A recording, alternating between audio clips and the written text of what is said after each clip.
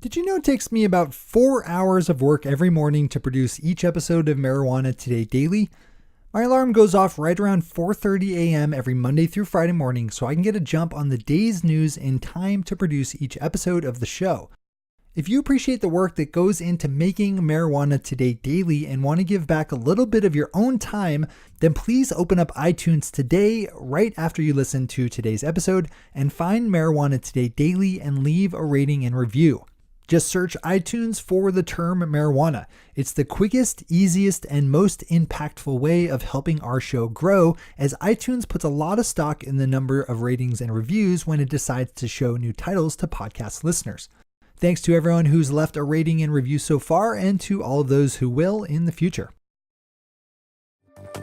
Good morning, Marijuana Nation. It's Tuesday, August 22nd, 2017, and you're tuned in to episode 315 of Marijuana Today Daily. I'm your host, Shay Gunther, and I'll be walking you through today's marijuana news and headlines. As always, we have a full and busy day of cannabis news in our hands, so let's jump right into it.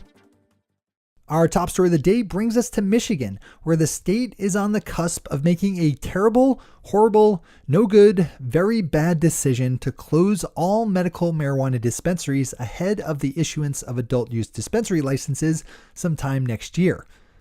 Yesterday, the Michigan Medical Marijuana Licensing Board met and discussed a proposal to force every medical marijuana dispensary in the state to shut down as soon as mid-September, with the state not set to even begin taking applications for adult use dispensaries until December. As we've seen with just about every state that's implemented progressive marijuana policy, if a state says they'll have something done by December, you need to first ask which year and then add 6 to 9 months on top of whatever the answer is, at best. Board member Donald Bailey is the brains behind this bad idea, which would leave tens of thousands of Michigan medical marijuana patients without a way to get their medicine. Bailey's bad logic is that shutting down medical shops will make the application process for adult use dispensaries more fair to everyone, saying quite convincingly, quote, because it needs to be done, unquote. Thankfully, the board needs to meet again before making a final decision on this one and ask the State Department of Licensing and Regulatory Affairs for feedback on how the proposal would affect medical marijuana patients. Let's hope that feedback is loud and raucous. In all the years that I've been watching marijuana news, there have been a few stories that just seem to ping-pong around the newssphere, picking up steam and evolving with every new headline and RSS hit. Most recently, I think of the adult use legislation story in Vermont this past spring and summer, which seemed to live and die on the day as chances for the state passing legislatively imposed legal adult use marijuana changed by the week. This next story is another one of those persistent ping-pongers, with the newest headline out of Nevada covering their ongoing struggle with their marijuana distribution system. Today, that story is flipped back towards the side of the state's liquor distributors, as the Nevada Taxation Department has decided to stop issuing distribution licenses to companies that are not liquor distributors until at least August 29th, when the State Tax Commission will hear an appeal over their decision to give non-liquor distributors the right to transport legal cannabis from processor to dispensary. We'll check back in as that meeting comes and goes, and probably sometime in between, as something else is likely to happen. It's just one of those stories. Our final top story of the day is connected with our second, as Fortune picked up on the rise in price of marijuana and marijuana products in Nevada as supply constraints and the natural laws of economics play out to drive up legal cannabis prices more than 200% to the levels they were prior to the launch of the state's early phase legal adult use system. With many Nevada dispensaries seeing the amount of customers coming in their doors exploding thanks to the legalization of adult use sales, this is a situation the state is well incentivized to get figured out soon. Another one we'll obviously keep an eye on. Those are our top stories for today. It's time for Marijuana Today Daily Headlines Blitz.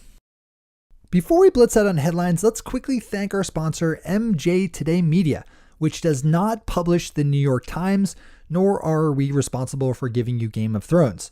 We just make this podcast, our weekly show Marijuana Today, and our popular email newsletter, the MJ Today Media Newsfeed. If you're looking for an awesome movie about aliens that battle for control of the galaxy, or a tender coming-of-age novel about a woman growing up in Nova Scotia, you probably won't be tuning in to any of our podcasts or subscribing to the newsfeed. nor will you open up mjtodaydaily.com, mjtodaypodcast.com, or mjtodaymedia.com if you just need a 9-minute bluegrass version of Hey Macarena or a short Vogon poem. However, if you do need to get thoughtfully curated and contextualized news in timely and easy to digest formats, then we might just be able to help you out. Do a Google search if you need any of the other things I mentioned, but for all the legal cannabis news you need, fire up mjtodaydaily.com, mjtodaypodcast.com, and mjtodaymedia.com. You'll be glad you did. All right, time for the Blitz. Leafly has an important story up about a new report released last week by the California Department of Justice that shows that non-white Californians are still more likely to be arrested for marijuana offenses by police than white Californians. While the number of overall arrests has thankfully fallen since 2011, with an associated drop in the number of felony arrests, the racial disparities in the demographic breakdown for cannabis arrests remains. This is something we need to make sure that we get right. Our job isn't done until marijuana is legal for everyone, everywhere, in every way the same. It's also not done until the last pot prisoners come home. Click over for the full read on this one. As always, we have all the news we cover linked to on our website at mjtodaydaily.com and on our Twitter account at mjtodaydaily. Jumping over to the other side of the country, but sticking in the same subject matter, we have the New York Legal Aid Society calling out New York City for continuing to arrest non-whites for marijuana crimes at a higher rate than white offenders. Even as the number of arrests for cannabis crimes has dropped in the city, again, the racial disparities attached to who gets booked remains weighted in favor of whites. Another good one to click over for all the numbers and details. The city of Denver is working out plans for allowing businesses to open up space for customers to consume marijuana, and according to the Associated Press, the rules are stacking up in such a way that it's making it very, very difficult to actually operate. Denver was the first city in the nation to allow for public use marijuana when citizens passed a ballot initiative in November to set up a pilot program letting businesses extend cannabis consumption spaces to their clientele, but restrictions on establishments serving liquor, as well as offset rules for schools, liquor stores, and any other place kids might gather like sports fields or playgrounds, have left very little viable space for public consumption to take off.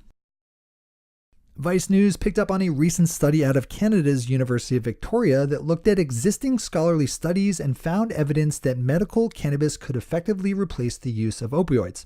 The study was published in Harm Reduction Journal and cited a number of previous studies showing the availability of legal medical marijuana driving a reduction in the use and abuse rates for opioid-based painkillers.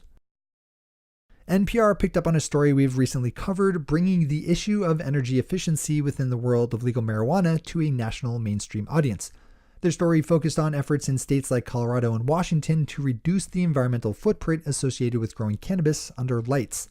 This is definitely an issue the industry needs to be sharp on.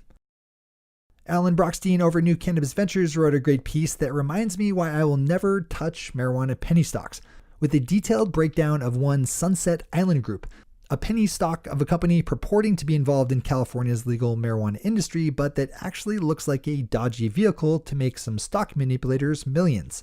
This is one of the stories you just need to open up in full. And finally for today, Marijuana Business Daily's chart of the week shows a worrying trend in the number of women leading businesses within the marijuana industry, as the percentage of self-reported women executives in legal cannabis companies has fallen from 36% just 2 years ago to just under 27% today. These numbers come from surveys conducted by Marijuana Business Daily among its readers and needs to be understood in that context, but they do hint at the large amount of change the industry is absorbing as more states legalize. Another good one to dive into fully. Those are the headlines and news for the day. I'll be back with you again tomorrow morning with another information-packed episode of Marijuana Today Daily. But in the meantime, if you have any stories to share or feedback to give, zip us an email to headlines@mjtodaydaily.com. And while you're clicking around the interwebs, swing over to our Twitter account at mjtodaydaily and visit our website at mjtodaydaily.com to find links to all the news we cover. Thanks to our sponsor, MJ Today Media, and to all of our awesome patron listeners for the support that makes this show possible. To join the lesser ranks of the patron listeners yourself, swing over to our website at mjtodaydaily.com and click on that big blue button at the top of the page that says Become a Patron. I'm your host, Shay Gunther. Thanks for tuning in and starting your day with Marijuana Today.